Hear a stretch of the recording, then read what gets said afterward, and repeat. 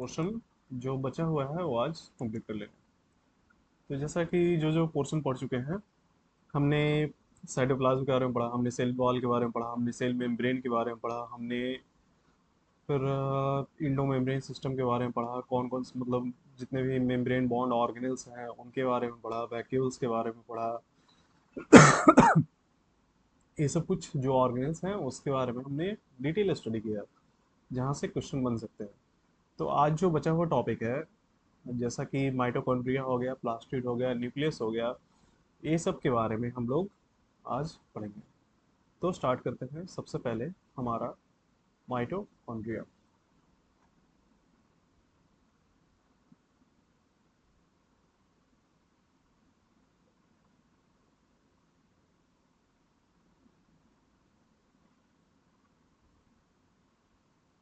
Mitochondria mitochondria के बारे में हम लोग बच- पहले से ही सुनते आ रहे हैं। माइटोकॉन्ड्रिया होता क्या है? माइटोकॉन्ड्रिया को बोला जाता है power house of the cell. Mitochondria को बोला जाता है, पहले सबसे माइटोकॉन्ड्रिया नाम सुनते ही बोला जाता है, सबसे पहला वर्ड आता है पावर हाउस। माइटोकॉन्ड्रिया क्या है? Power house.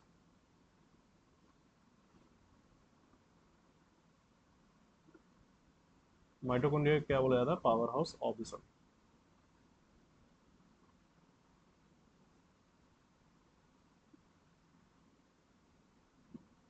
सेल का पावर हाउस। अगर हम इसका शेप की बात करें तो इसका शेप होता है सॉसेज।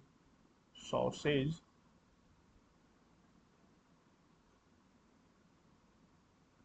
Sausage shape. और मतलब कि सॉसेज के साथ साथ सिलेंड्रिकल इन शेप भी होता है। अगर इसका शेप देखा जाए तो ऐसे मतलब होगा।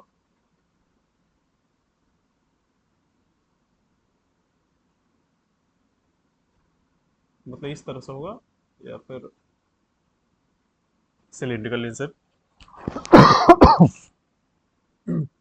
सॉसेज और cylindrical in shape.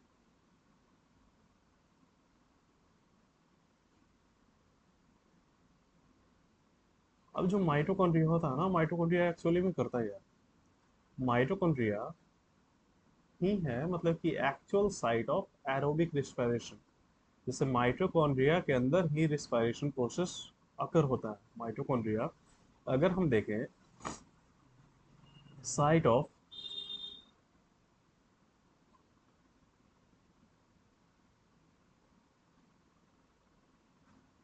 Aerobic respiration,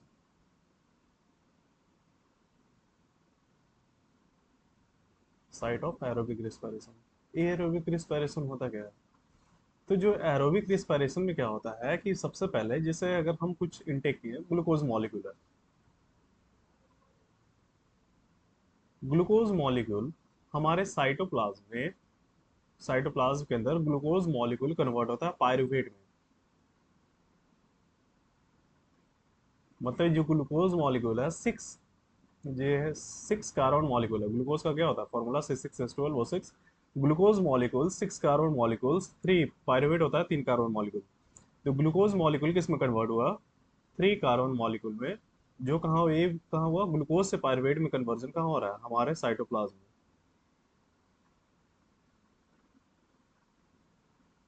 अब यही पायरुवेट जो है, पायरुवेट किस पे? ऑक्सीजन के हेल्थ मतलब ऑक्सीजन के प्रेजेंस में टूटेगा किस में? Carbon dioxide plus H2O plus energy.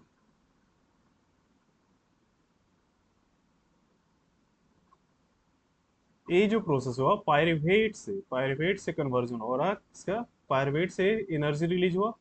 मतलब पायरुवेट किसमें टूटा? Carbon dioxide plus water plus energy. जो एनर्जी रिलीज हुआ, तो ये जो एनर्जी कहाँ गया है? हमारे माइटोकॉन्ड्रिया। तो इसलिए इसे बोला जाता है एनर्जी कहाँ, मतलब कि एनर्जी करेंसी भी बोला जाता है। किस फॉर्म में एनर्जी निकलता है? एटीपी की फॉर्म में। एटीपी की फॉर्म में एनर्जी निकलता है। तो इसलिए माइटोकॉन्ड्रिया को बोला जाता है power house of the cell. और एटीपी को बोला जाता है एनर्जी करेंसी। हमारे बॉडी का एनर्जी करेंसी बोला जाता है एटीपी को। तो ये जो प्रोसेस हो रहा है पायरुवेट से कन्वर्जन कहाँ? पायरुवेट से हो रहा है किसमें? एरोबिक रिस्पिरेशन, हमारे माइटोकॉन्ड्रिया में।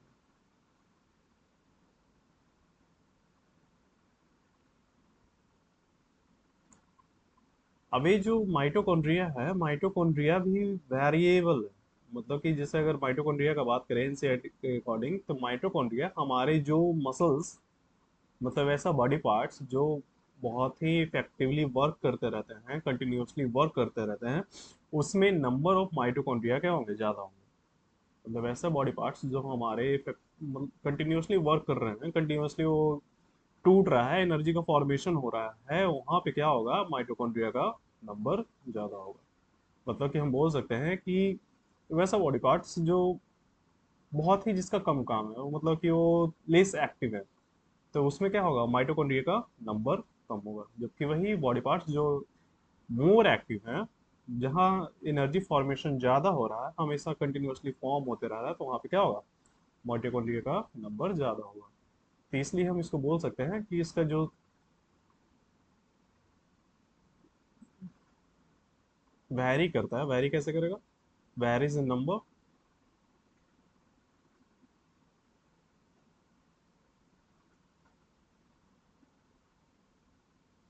According to self.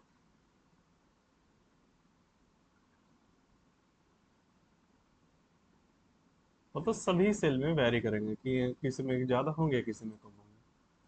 और अगर हम इसका विजिबिलिटी का बात करें, तो माइटोकॉन्ड्रिया है जो विजिबल नहीं है, बहुत ही छोटा स्ट्रक्चर है, मतलब कि बहुत माइक्रोमीटर में ही है। तो उसके लिए हम लोग को मतलब एक स्टेनिंग करना पड़ता है। मैं तो माइटोकॉन्ड्रिया को देखने के लिए हमें क्या करना पड़ता है, स्टेनिंग।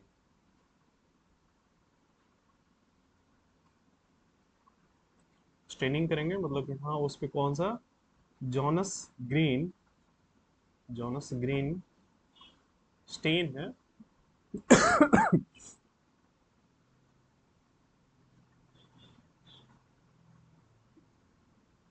जॉनस ग्रीन स्टेन है, उसी को क्या करेंगे, माइटोकॉन मतलब कि उसको सेल पे करेंगे, सेल पे पुट मतलब सेल पे डालेंगे। तो जो जॉनस ग्रीन है ना, स्पेशली मतलब माइटोकॉन्ड्रिया को ही मतलब अटैच करता है।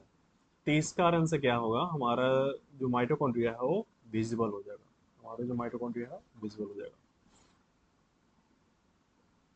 ये तो हम मतलब कि बेसिकली इसके बारे में देखें। अब इसका अगर हम स्ट्रक्चर का बात करते हैं, तो कैसा स्ट्रक्चर होता है माइटोकॉन्ड्रिया का।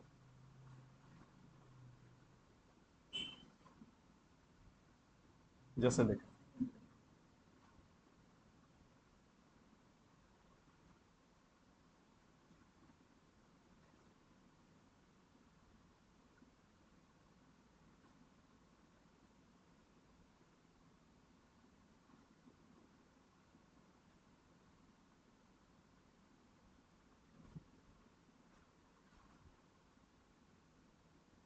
ये क्या हो गया हमारा, मतलब माइटो, ये हो गया ऑटो स्ट्रक्चर। ऑटो अगर हम फिर इनर का बात करें, तो इनर में क्या होगा, जैसे जो इनर में क्या होगा,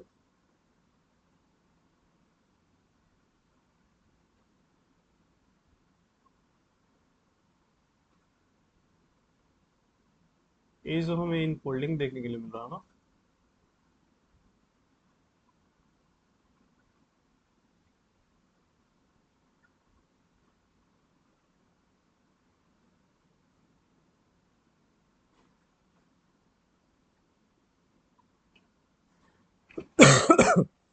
ये सब क्या है, ये हो गया क्रिस्टल, ये हो गया क्रिस्टल, ये हो गया हमारा आउटर, आउटर मेम्ब्रेन हो गया, और ये हो गया हमारा इनर मेम्ब्रेन, ये हो गया हमारा आउटर मेम्ब्रेन।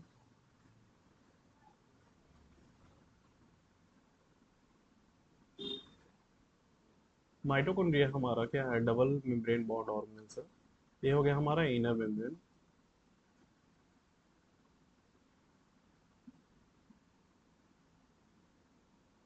ये जो हमें मतलब कि इन फोल्डिंग्स देखने के लिए मिल रहा है, ये इन फोल्डिंग्स क्या कहलाता है, क्रिस्टल। इसी के अंदर क्या होता है, मैट्रिक्स भरे होते हैं। इसी के अंदर क्या होता है, मैट्रिक्स भरे होते हैं। इसी के अंदर क्या होता है, मैट्रिक्स भरे होते हैं। अब इसके अंदर अगर हम बात करें, तो सेल कैसा नेचर का होता है, ये सेमी ऑटोनोमस है। जो माइटोकॉन्ड्रिया है उसके अंदर हम देखें तो फिर डबल सर्कुलर कैसा डबल सर्कुलर डीएनए भी हमें देखने के लिए मिलेगा। और इसी के अंदर हमें मतलब कि आरएनए और प्रोटीन का भी सिंथेसिस हो रहा होता है। इसी के अंदर क्या हो रहा है, आरएनए और प्रोटीन का सिंथेसिस। यहाँ क्या हो गया, डबल सर्कुलर डीएनए होगा।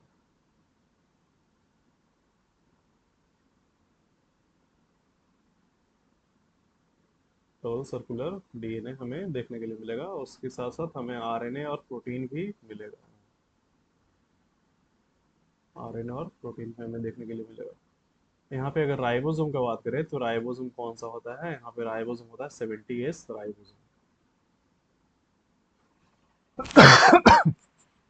ये राइबोसोम होता है 70S राइबोसोम प्रेजेंट होगा।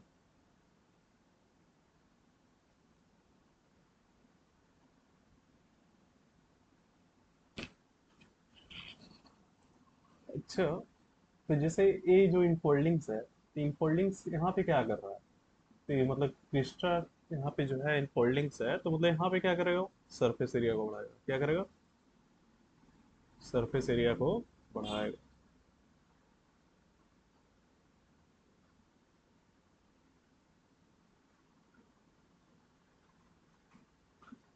सरफेस एरिया को बढ़ाएगा।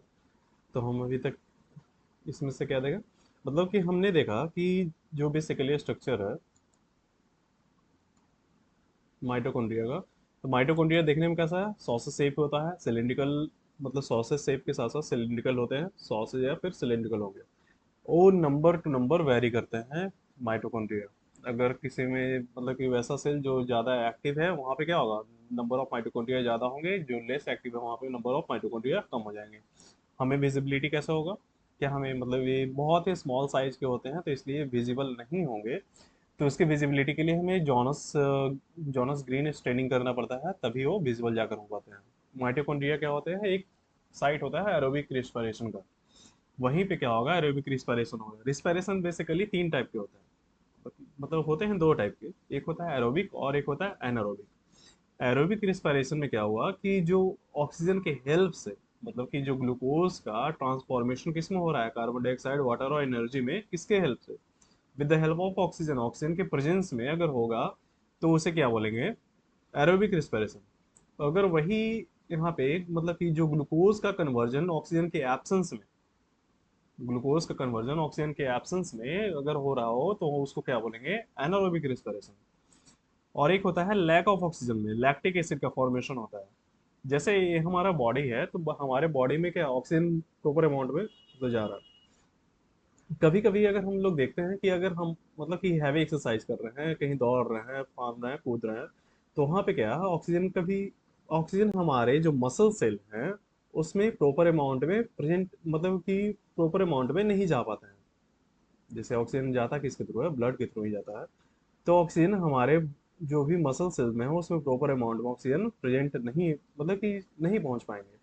तो जो यहाँ पे पायरिवेट है, पायरिवेट में क्या होगा कि लैक ऑफ ऑक्सीजन के कारण,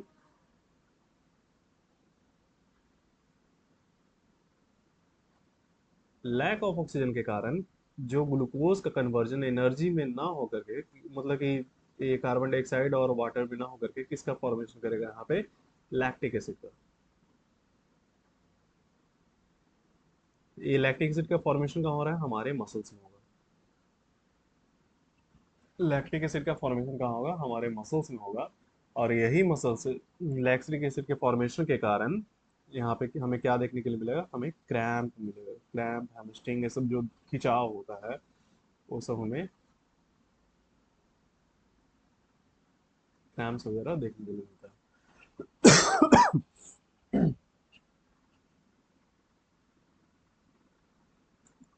उसके बाद फिर हमने देखा उसका स्ट्रक्चर क्या होता है, कैसा स्ट्रक्चर होता है, क्रिस्टे होता है। क्रिस्टे कैसा होता है, इनफोल्डिंग्स जो इनर मेम्ब्रेन होता है, आउटर मेम्ब्रेन, हम मतलब कि सॉसेज शेप का अगर हम देखें तो इसके अंदर खुद का ही डीएनए प्रेजेंट होगा।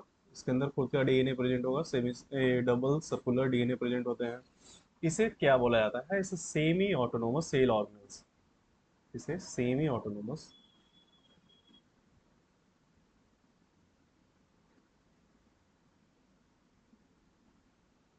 Semi autonomous cell organelles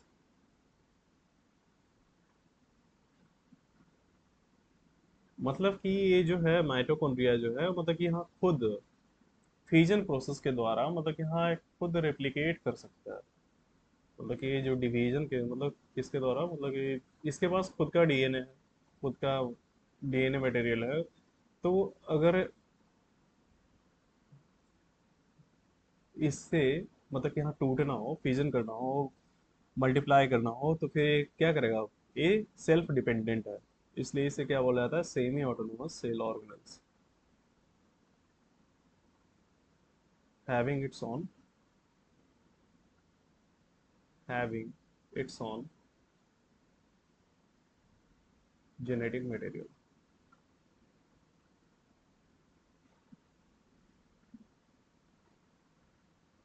having its own genetic. ये हो गया बात हमारे माइटोकॉन्ड्रिया। अब हम बात करते हैं हमारा दूसरा ऑर्गेनल्स जो कि है प्लास्टिड। हमारा दूसरा सेल ऑर्गेनल्स जो कि है प्लास्टिड।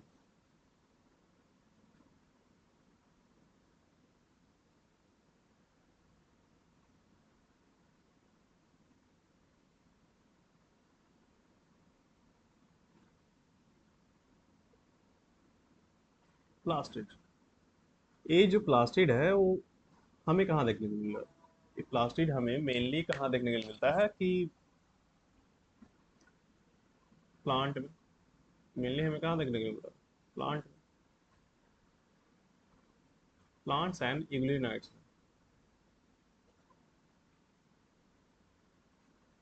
प्लांट्स एंड इग्लिनाइट्स में हमें देखने को मिलता है। तो ये जो इग्लिनाइट्स हैं मतलब कि वो होते हैं मेक्सोट्रॉपिक इन नेचर। इग्लिनाइट्स जो होते हैं वो होते हैं मेक्सोट्रॉपिक इन नेचर। मेक्सोट्रॉपिक का मतलब कि ये हेटरोट्रॉपिक भी है और ऑटोट्रॉपिक भी है। मतलब कि अगर इसे सनलाइट मिलेगा तो क्या है, ये अपना खाना खुद बना सकते हैं, नहीं तो फिर एनिमल पे डिपेंड करता है। तो इसी तरह से अगर हम बात करें तो प्लास्टिक, ये प्लास्टिक कहाँ कहाँ प्रेजेंट होंगे? प्लांट्स में होंगे और इग्लूनाइट्स में होंगे। तो प्लास्टिड करता क्या है? प्लास्टिड एक सिंपल पिगमेंट है। प्लास्टिड सिंपल पिगमेंट है जो कलर प्रोवाइड करवाता है। प्लास्टिड सिंपल पिगमेंट है जो कलर प्रोवाइड करवाता है। अगर हम इसका टाइप्स का बात करें, प्लास्टिक कितने टाइप के होते हैं? प्लास्टिक होते हैं तीन टाइप के। पहला हो गया,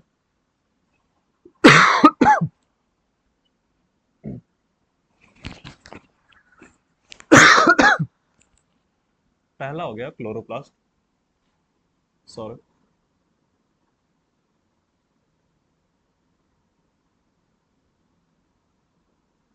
फिर हो गया क्रोमोप्लास्ट।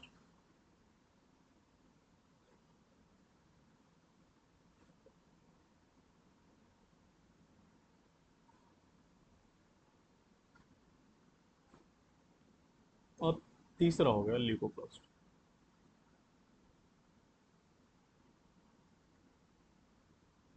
पहला हो गया क्लोरोप्लास्ट। क्लोरोप्लास्ट की अगर हम बात करें तो ये हमें क्या करता है? हमें ग्रीन पिगमेंट प्रोवाइड कराता है। हमें कैसा कलर देगा? Green colour. जो कि बेसिकली कहाँ प्रेजेंट होता है?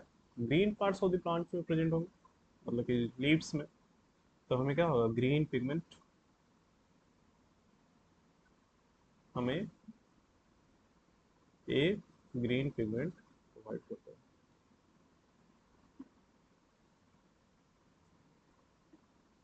अगर वही हम क्रोमोप्लास्ट की बात करें तो क्रोमोप्लास्ट कहाँ प्रेजेंट होगा? मतलब क्रोमोप्लास्ट क्या करता है? क्रोमोप्लास्ट है जो other than the green colour, जैसे कैरोट हो गया, कैरोट में मतलब कि यहाँ कैरेटिनॉइड प्रेजेंट होता है, जैंथोफिल प्रेजेंट होता है। तो ये सब कौन से पिगमेंट प्रेजेंट होता है? ये सब होते हैं क्रोमोप्लास्ट में। ये सब होते हैं क्रोमोप्लास्ट में, जो कि बेसिकली होता है कैरोटीन, जैंथोफिल,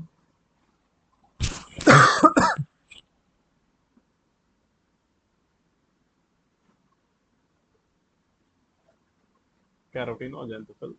ये हमें other than the green colour, जो मतलब ब्राउन हो गया, ब्राउन हो गया या फिर और डिफरेंट कलर्स, वो सब किसके द्वारा कौन पिगमेंट है, कौन से पिगमेंट के द्वारा प्रेजेंट होता है? क्रोमोप्लास्ट के द्वारा। और एक होता है कलरलेस पिगमेंट। एक होता है कलरलेस पिगमेंट।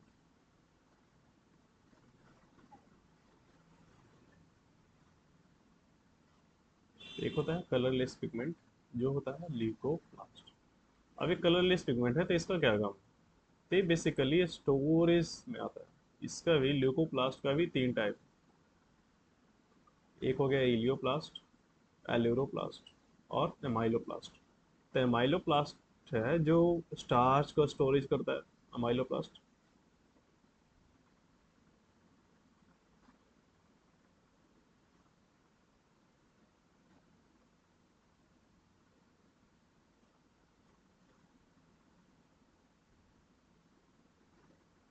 एमाइलोप्लास्ट मतलब कि माइलेज से पता ही चल रहा है कि स्टार्च,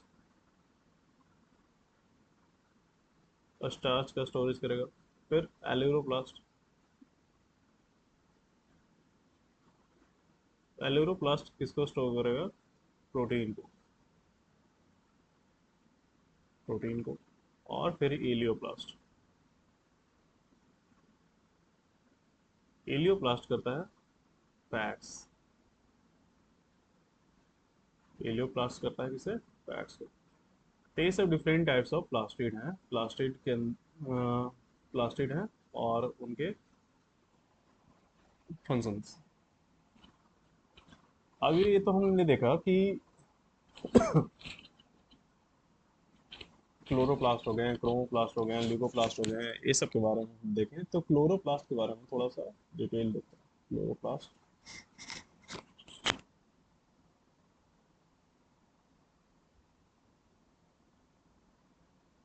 क्लोरोप्लास्ट का हम स्ट्रक्चर देखते हैं कैसा होता है।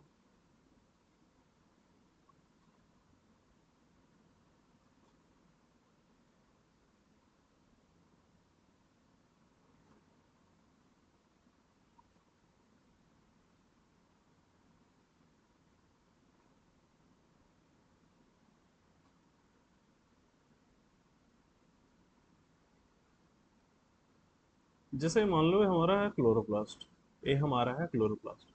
क्लोरोप्लास्ट के अंदर होता है थाइलेक्वाइड, बताइए कि क्वाइन शेप्ड,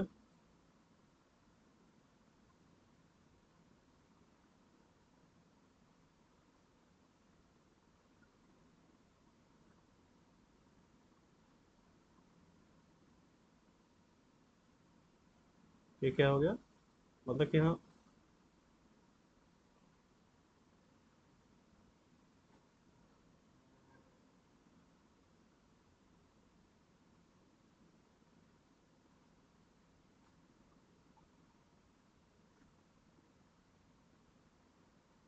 ये हमें क्या देखने के लिए मिला है कि मतलब कि एक क्वाइन शेप्ड है,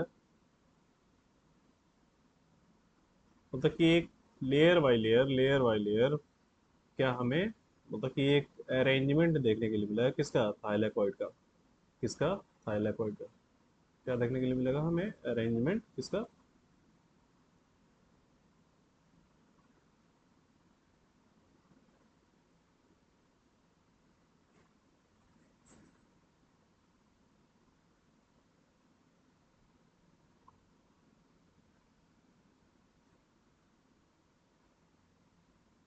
ये हमें किसका? थाइलेकॉइड का अरेंजमेंट देखने के लिए मिल रहा है।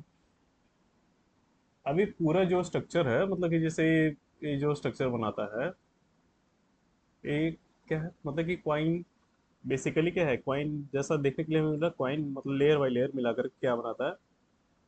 ये बनाता है ग्रैना, ये बनाता है ग्रैना। क्या है? थैलेक्वाइड है।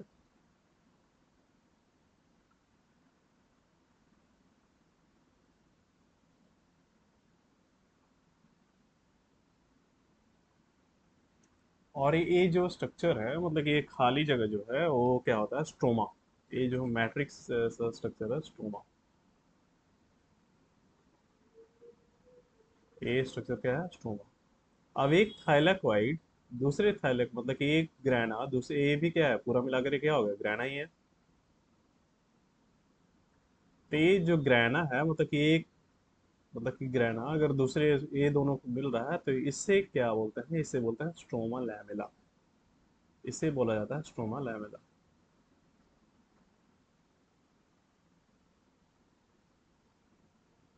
इसे बोला जाता है स्ट्रोमा लैमेला।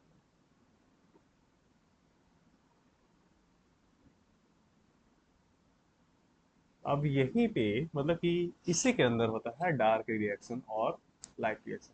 हमें कहाँ मतलब देखने को मिलता है, जैसे यहाँ पे क्या है, थाइलाकोइड के अंदर है, मैं मतलब पिगमेंट है, थाइलाकोइड पे ही मतलब उसके स्ट्रक्चर पे ही हमें क्या मिलेगा, पिगमेंट प्रेजेंट मिलेगा, और वो क्या होता है क्लोरो, वहीं पे क्या होता है क्लोरोफिल।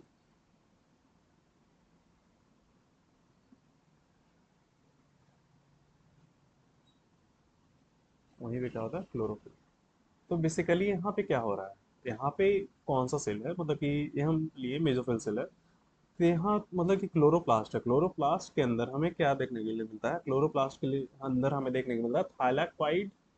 थाइलाक्वाइड जो कि क्वाइन मतलब कि एक क्वाइन के जैसा ही एक के ऊपर एक कॉइन रखा हुआ है।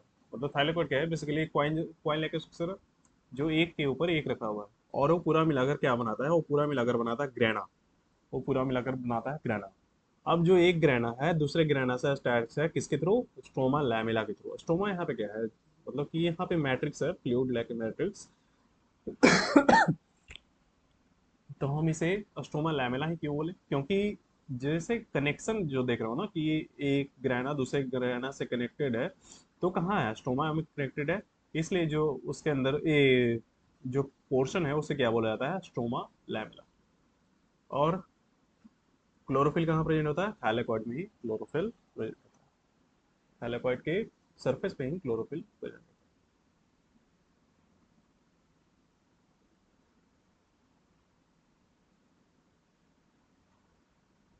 अब हम अभी तक हमने क्या देखा,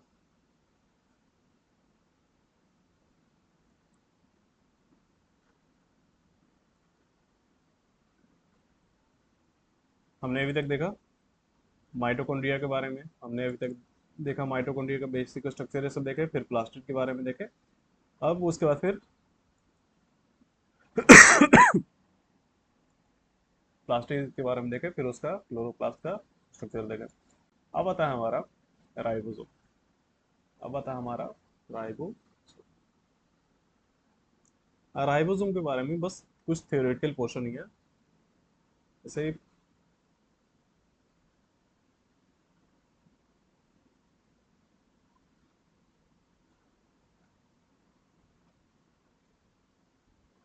राइबोसोम। राइबोसोम क्या है, यूनिवर्सल इन नेचर है, इसके बारे में हमने पढ़ा था कि राइबोसोम क्या होता है, यूनिवर्सल इन नेचर, वो सभी, चाहे वो एनिमल सेल हो या प्लांट सेल हो, राइबोसोम क्या सभी सेल में प्रेजेंट होंगे।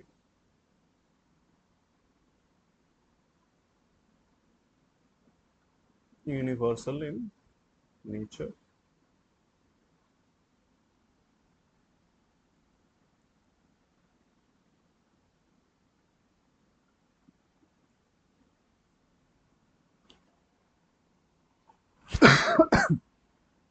राइबोसोम क्या है, यूनिवर्सल इन नेचर है। अब अगर हम बात करें राइबोसोम करता क्या है, राइबोसोम जो है प्रोटीन सिंथेसिस का काम करता है। राइबोसोम क्या करता है, प्रोटीन सिंथेसिस का काम करता है।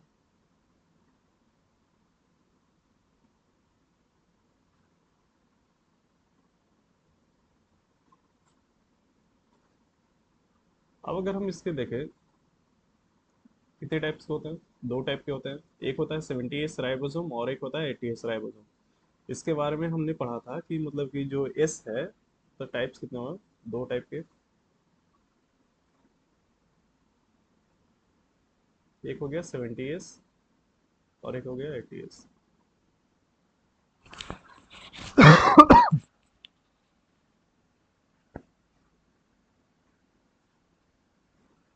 सॉरी।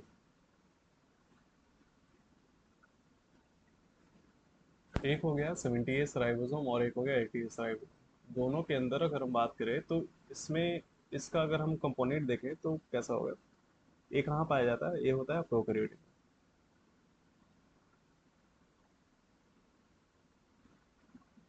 और ये हमें कहाँ देखने को मिलेगा, यूकेरियोटिक।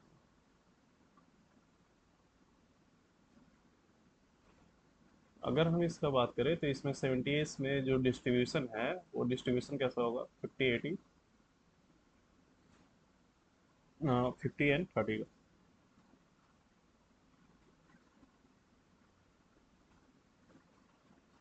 तो ये दोनों मिलाकर देखने में लग रहा हो कि हाँ मतलब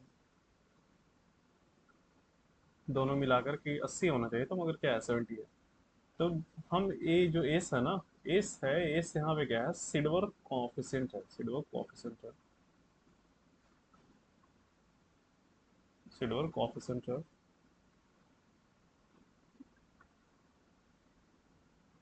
तो ये बस डेंसिटी को मेजर करता है, ये क्या करता है, डेंसिटी। जैसे हम बताए थे कि अगर हम चीनी मिला रहे हैं, मतलब कि चीनी मिला रहे हैं और नमक मिला रहे हैं, चीनी और नमक मतलब पानी में अगर हम मिलाते हैं तो चीनी का डेंसिटी कुछ और होता है और नमक का डेंसिटी कुछ और होता है। तो क्या जो दोनों का डेंसिटी मिलाने के बाद एकदम एग्जैक्टली दोनों के सम दोनों के सम ऑफ द डेंसिटीज के बराबर तो नहीं होगा ना, बीच में ही कुछ अप्रोक्सीमेटली आएगा। तो उसी तरह से यहाँ पे जो ये दोनों कंपोनेंट है 50s और 30s, ये दोनों को मिलाने के बाद क्या आता है 70s राइबोसोम होता है। 70s राइबोसोम हमें कहाँ देखने के लिए मिलेगा, प्रोकैरियोटिक ऑर्गेनिज्म में, और 80s यूकैरियोटिक में। 70s और भी हमें देखने के लिए मिलेगा माइटोकॉन्ड्रिया और क्लोरोप्लास्ट में। 70s हमें कहाँ देखने के लिए मिलेगा, और भी माइटोकॉन्ड्रिया एंड क्लोरोप्लास्ट मतलब के अंदर भी हमें 70s राइबोसोम ही देखने के लिए मिलता है।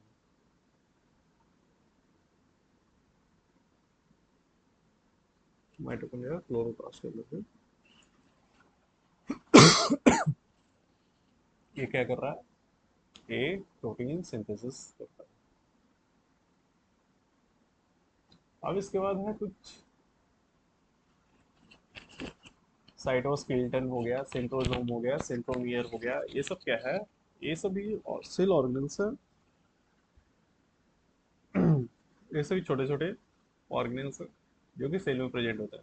अब अगर हम बात करें साइटोस्केलेटन, तो माइक्रोट्यूब्यूल, माइक्रोफिलामेंट, ये सब का मिला करके बनता है साइटोस्केलेटन। ये बेसिकली हमारा क्या करता है, साइटोस्केलेटन क्या करता है हमें,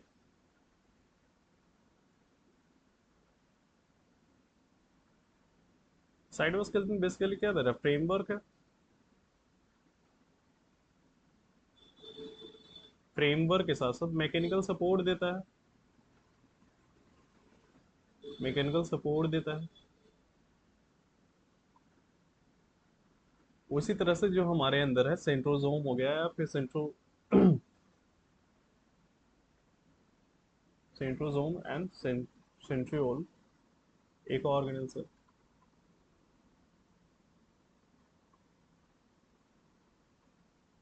सेंट्रोजोम एंड सेंट्रियोल्स,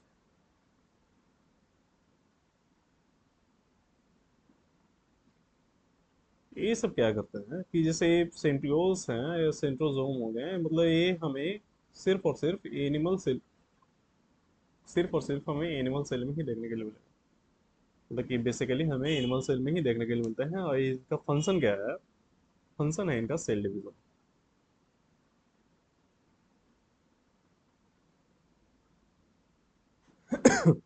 सेंट्रोजोम किसे बोलेगा और सेंट्रियोल किसे बोलेगा। अगर दो मतलब कि सेंट्रियोल्स तक परपेंडिकुलर अगर, मतलब कि यहाँ परपेंडिकुलर अगर ये लोकेटेड है किसी भी, मतलब कि किसी सेल में अगर परपेंडिकुलरली लोकेटेड है तो उसे क्या बोलेंगे, सेंट्रोजोम बोलेंगे।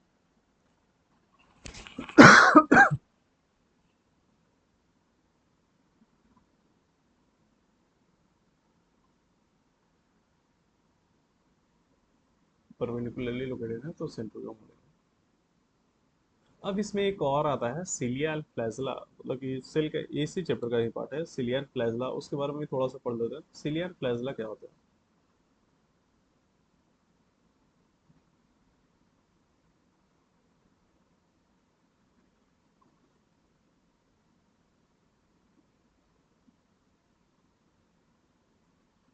सिलिया एंड फ्लैजला का अगर हम बात करें तो ये क्या है, सेल को मूव करवाने के काम आता है, सेल को मतलब मूव करवाने के काम आते हैं। अगर हम इसका बात करते हैं तो इसमें देखेंगे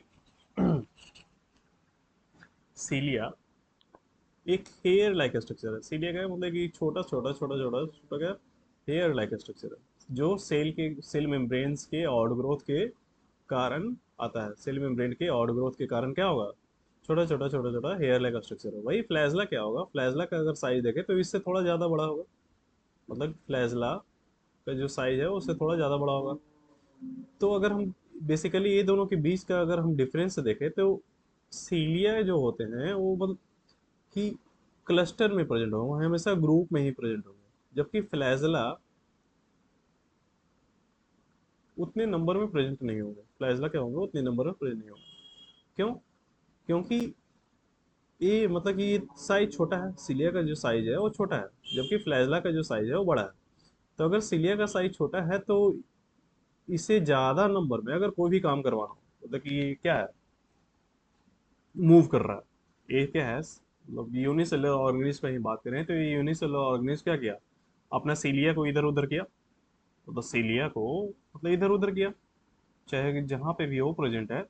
तो सीलिया को अगर मूव किया तो उसे हेल्प मिला, जो भी फूड पार्टिकल्स हैं या फिर जो भी उसे एसेंशियल एलिमेंट रिक्वायर हैं वो उसके पास आएंगे।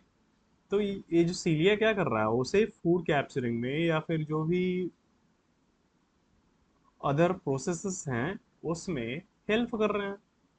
मतलब चाहे सेल को मूव करना ही, सेल को मतलब क्या, एक जगह से दूसरे जगह लेकर जाने में ही सीलिया क्या कर रहा है, हेल्प कर रहा है।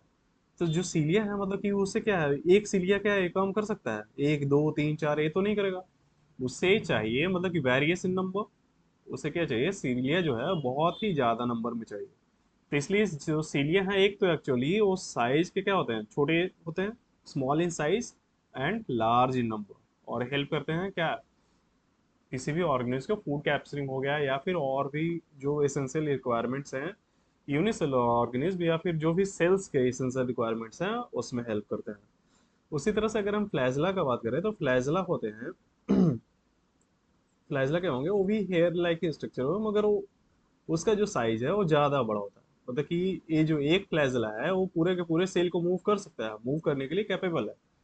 तो अगर ये जो सिंगल और मतलब कि एक दो तीन फ्लैजला मिलकर के अगर सेल को मूव कर ही लेंगे तो ये क्या है, नंबर में प्रेजेंट, ज्यादा नंबर में प्रेजेंट होंगे नहीं। तो इसलिए हम क्या बोलेंगे, जो सीलिया होते हैं वो more in number with respect to flagella. Cilia क्या होंगे, मोर इन नंबर,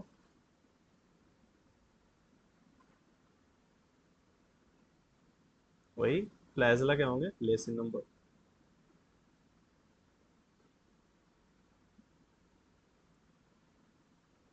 ये क्या है, कैपेबल ऑफ लोकोमोशन,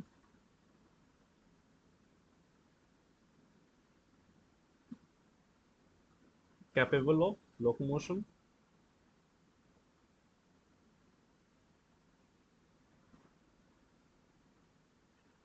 और ये क्या है, मतलब कि ये लोकोमोट करने में हेल्प करेंगे या नहीं करेंगे, नहीं।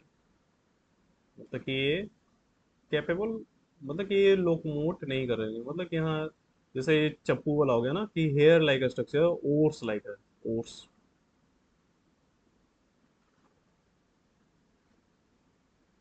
ओर्स लाइक का बोलने का मतलब हुआ कि जो हम लोग नाव में चप्पू चलाते हैं ना, तो उसी तरह से है कि बस धक्का दिए और ये सेल आ गया। ये हो गया हमारा सीलिया सेल। अब एक हमें एनसीईआरटी में एक स्ट्रक्चर देखने के लिए मिलता है, सीलिया प्लाज्मा कहेंगे।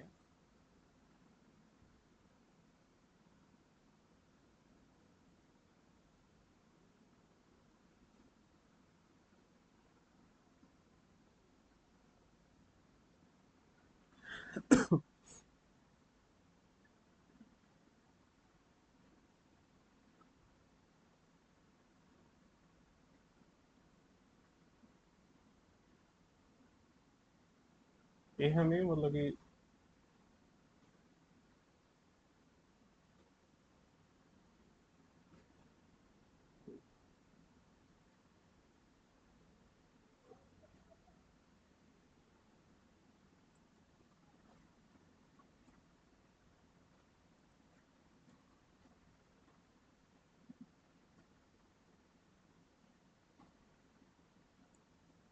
जैसे दो हम स्ट्रक्चर लेते हैं, एक होता है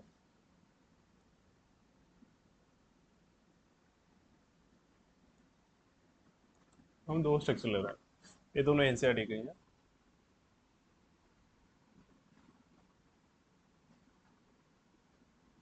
सिलियर फ्लैजला का ही मतलब ये हमने ये फिगर लिया। इसमें क्या होता है कि मतलब कि हम सुने हैं, मतलब हम लोग सुनते हैं कि 9:2 का रेशियो, 9:2 के रेशियो में प्रेजेंट होता है क्या।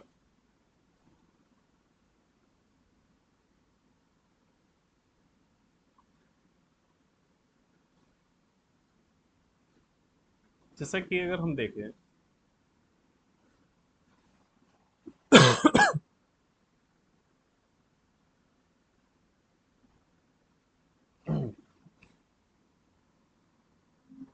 पहले हम न्यूक्लियस के बारे में पढ़ लेते हैं, उसके बाद फिर हम इसमें आते हैं।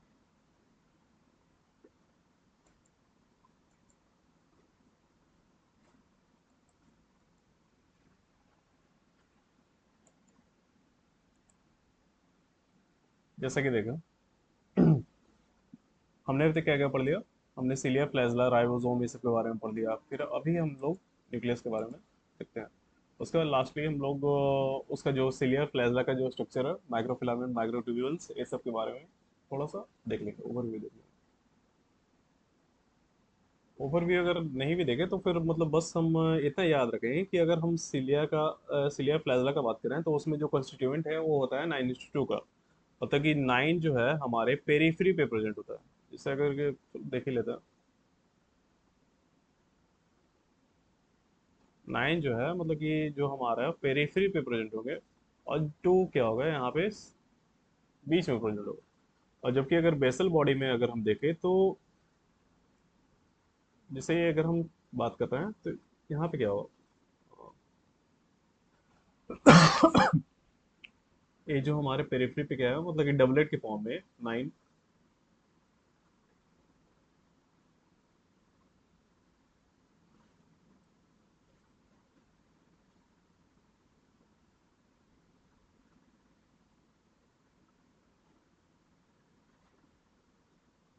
ये क्या है, डबलेट के फॉर्म में मतलब कि, और ये बीच में क्या होगा, बीच में एक सिंगलेट के फॉर्म में प्रेजेंट होगा। मतलब कि जो ये यहाँ पे क्या होगा, और यहाँ से क्या निकलेगा, एक रेडियल स्पोक निकलेगा, एक रेडियल स्पोक निकलेगा।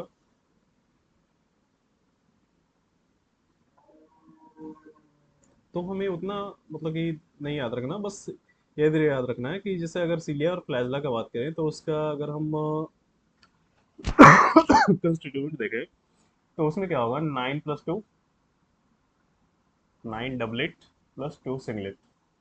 मतलब कि 9 डबलेट प्लस 2 सिंगलेट के फॉर्म में प्रेजेंट होगा। अगर वहीं हम उसका बेसल बॉडी देखें, उसके नीचे का जो पोर्शन देखें तो उसमें क्या होता है, ट्रिपलेट के फॉर्म में होता है। ये जो 9+0, मतलब जो सेंटर है ना, सेंटर में सिर्फ और सिर्फ प्रोटीन का ही रहता है, प्रोटीन ही रहता है। सेंटर में क्या होता है, प्रोटीन ही रहता है। जबकि जो इधर है, इधर ये ट्रिपलेट की फॉर्म में रहेगा। ठीक है होगा।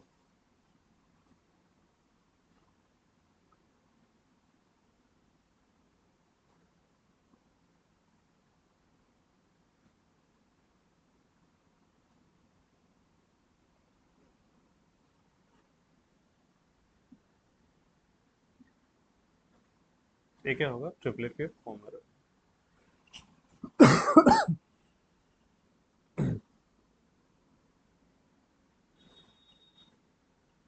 यहाँ बीच में क्या है, ये आपस में कनेक्टेड होंगे। ये जो है स्ट्रक्चर जो है मतलब कि आपस में कनेक्टेड होंगे किसी इंटर डबलेट मेम्ब्रेन से। ये क्या होगा, आपस में इंटर डबलेट मेम्ब्रेन से कनेक्टेड है, ये जो आपस में स्ट्रक्चर है। और ये जो सिंगल वाला है ये भी है किसे, सिंगलेट मेम्ब्रेन से, मतलब इंटर सिंगलेट से। तो ये जो हमारा स्ट्रक्चर है मतलब कि 9+2, और ये 9+0, 9+, इसमें 9+2 में क्या है, डबलेट है, और यही 9+0 में क्या है, ट्रिपलेट। और बीच में क्या है, बीच में प्रोटीन्स है, बीच में क्या है, प्रोटीन्स।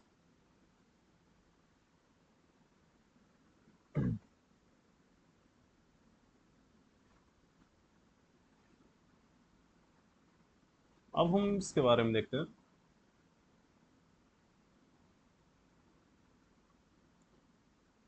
सॉरी,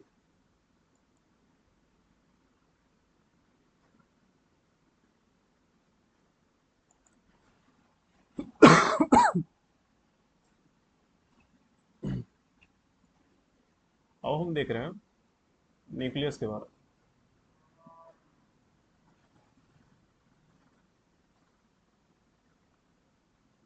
अब हम देख रहे हैं न्यूक्लियस के बारे में। न्यूक्लियस क्या है? वही, मतलब कि जो हमारा जितना भी जेनेटिक कंपोनेंट है, जेनेटिक मटेरियल है, वो कहाँ स्टोर हो रहा है? न्यूक्लियस के पास ही स्टोर हो रहा है। न्यूक्लियस के अंदर ही स्टोर हो रहा है। किस फॉर्म में? डीएनए के फॉर्म में, आरएनए के फॉर्म में, मतलब डीएनए के फॉर्म में स्टोर हो रहा है। अब डीएनए से क्या बनता है? आरएनए बनता है। आरएनए से फिर क्या बनता है? प्रोटीन का सिंथेसिस होता है। आरएनए से प्रोटीन बनता है। तो न्यूक्लियस क्या कर रहा है, मतलब कि न्यूक्लियस पहले होता क्या है? यहाँ जितना भी हमारा जेनेटिक कंपोनेंट है, जेनेटिक कॉन्स्टिट्यूएंट है, वो सब किसमें? जेनेटिक किस फॉर्म में है? न्यूक्लियस के फॉर्म में है, और वो हमारे सेल के अंदर पाया जाता है। तो हम देखें, अगर हम न्यूक्लियस की बात करें तो चलो ठीक है, क्या हो गया हमारा सेल? सेल के अंदर क्या है? ये हमारा हो गया न्यूक्लियस। इस सेल के अंदर क्या है? ये हमारा हो गया न्यूक्लियस। जैसे ऐसे ही इंटेग्रल फॉर्म है, मतलब कि क्रोमोसोम है, और इसे के अराउंड क्या कर रहा है? ये है न्यूक्लियस।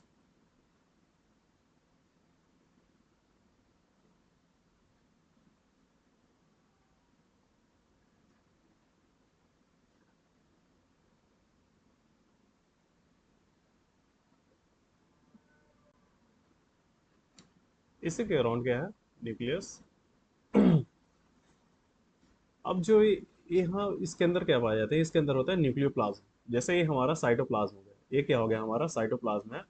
तो उसी के अंदर न्यूक्लियस के अंदर क्या पाए जाएंगे? न्यूक्लियोप्लाज्म। इसके अंदर क्या होगा? न्यूक्लियोप्लाज्म।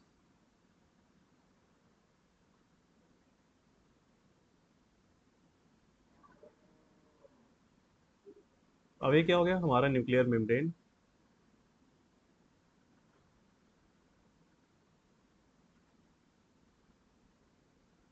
न्यूक्लियर मेम्ब्रेन, और ये जो पोर्स है ना, मतलब कि ये क्या है? Nuclear pore.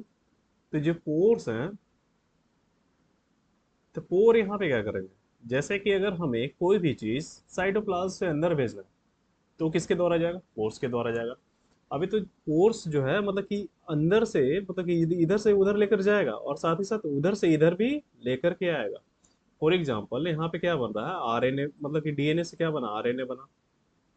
आरएनए से क्या फिर बनेगा? प्रोटीन बनेगा। अब जो प्रोटीन है, प्रोटीन कहाँ चला आएगा? हमारे सेल में आएगा। तो ये बाहर किधर से आया? मतलब कि न्यूक्लियर पोर के थ्रू ही आया। तो जो पोर्स है, मतलब कि एक तरह से किधर से, मतलब कि हमारा साइटोप्लाज्म से न्यूक्लियोप्लाज्म में, मतलब क्या कर रहा है? ट्रांसपोर्टेशन कर रहा है। साइटोप्लाज्म से न्यूक्लियोप्लाज्म में क्या कर रहा है? ट्रांसपोर्टेशन कर रहा है।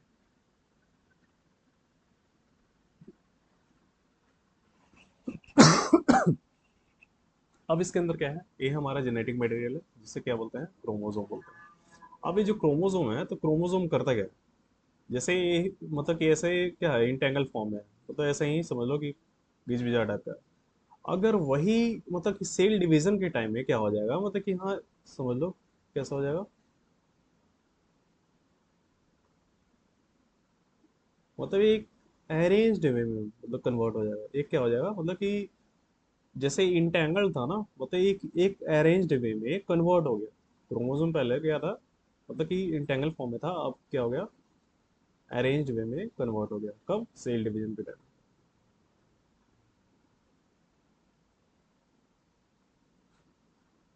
अब क्रोमोसोम के बेसिस पे ही न्यूक्लियस को, मतलब कि हाँ, चार टाइप में बांटा गया है एनसीईआरटी के अकॉर्डिंग। तो अगर हम देखें क्रोमोसोम के बेसिस पे, जैसे ये हमारा हो गया काइनेटोकोर। जैसे अगर मान के चलो, ये हमारा क्या होगा? ये दोनों हो गए सिस्टर क्रोमेटिड। एक सौ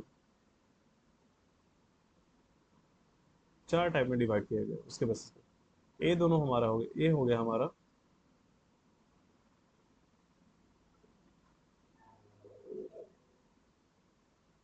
ये हो गया, मतलब कि ये दोनों हो गया सिस्टर क्रोमेटिड। तो अगर, मतलब कि ये जो सेंट्रोमियर है, सेंट्रोमियर क्या है? अगर बीच में रहेगा, सेंट्रोमियर क्या है? बीच में अगर रहेगा, तो फिर मेटासेंट्रिक होगा।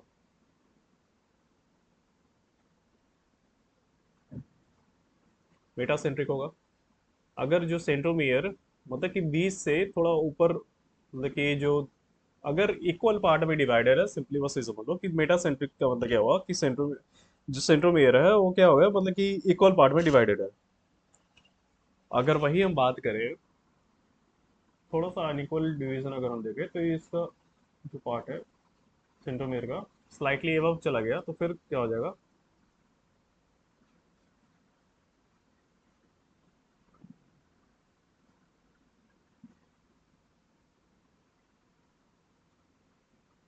सब मेटा सेंट्रिक हो गया। मतलब कि ऊपर का जो पोर्शन है वो ज्यादा हो गया, नीचे का मतलब ऊपर का पोर्शन कम, नीचे का ज्यादा। ये क्या होगा? सब मेटा सेंट्रिक।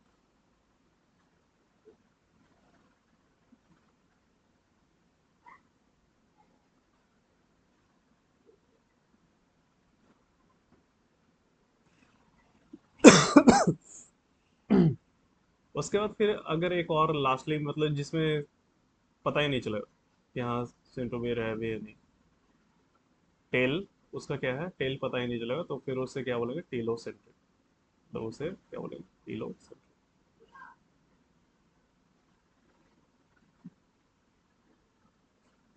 तो ये हम क्या देख रहे थे कि बेसिकली जो न्यूक्लियस है, मतलब कि ये क्रोमोसोम है, क्रोमोसोम मतलब कि यहाँ कितने टाइप्स का, किसके बेसिस पे? उसका लोकेशन के बेसिस पे, सेंट्रोमियर के लोकेशन के बेसिस पे। तो आज के लेक्चर में हमने क्या क्या पढ़ा?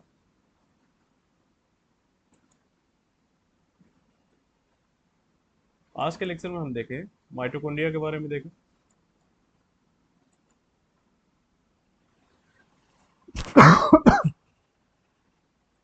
माइटोकॉन्ड्रिया के बारे में देखें। उसके बाद फिर हमने देखा प्लास्टिड के बारे में देखें। माइटोकॉन्ड्रिया हो गया, प्लास्टिड हो गया। प्लास्टिड के थोड़ा सा फिर उसके स्ट्रक्चर के बारे में देखें। स्ट्रक्चर के बाद फिर हम देखें राइबोसोम के बारे में। राइबोसोम के बाद फिर हम कुछ और जो बेसिक ऑर्गेनेल्स है, जैसे सेंट्रोसोम हो गया, सेंट्रियोल हो गया, सीलिया, फ्लैजेला, इसके बारे में देखें।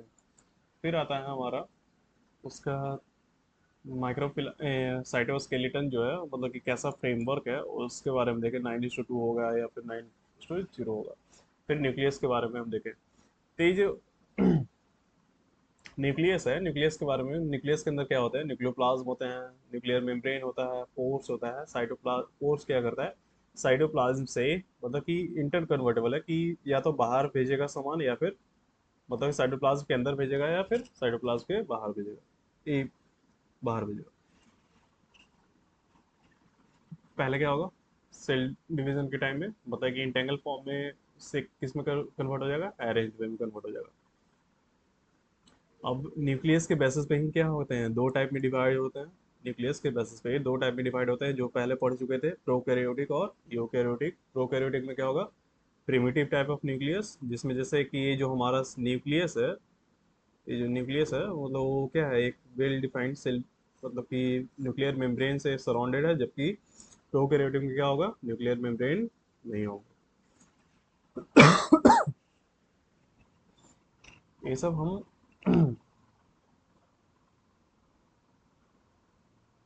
ये सब हम किस में देखें? ये पूरा चैप्टर में देखें। तो इसी के साथ ये आज का चैप्टर होता है समाप्त। और इससे जो भी डाउट्स हैं वो कमेंट सेक्शन में आप पूछ सकते हैं। और जो भी क्वेरीज हैं क्वेश्चन रिलेटेड, वो भी आप कमेंट सेक्शन में क्वेश्चन कर सकते हैं।